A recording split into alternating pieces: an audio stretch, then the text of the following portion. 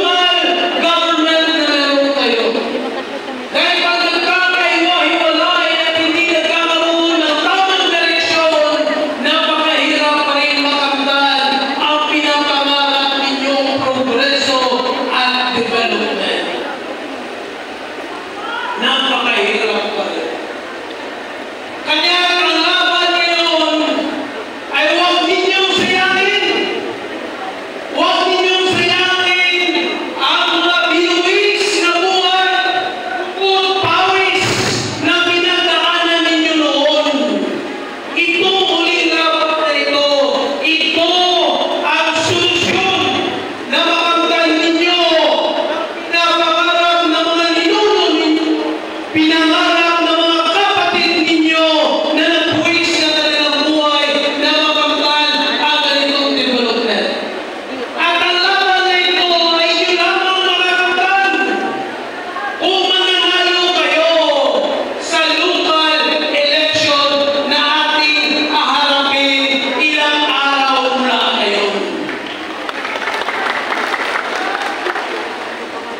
Ilang araw na lang, makakalitan na ninyo ang pinapangarap ninyo. Dahil kung magkakaisa ang leadership meron ang inyong chief minister at ang leadership na meron ang mga local government natin na titiyak ko kasama ang national government, makaabot na ang pinapangarap natin. Diyan ninyo makita ang resulta kung bakit marami sa mga pamilya ninyo ang nagbuwis ng buhay. Hindi pa tapos ang laban. Hindi pa tapos ang laban.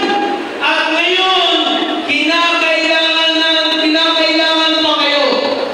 Bawat isa sa inyo ay kailangan sa laban na ito.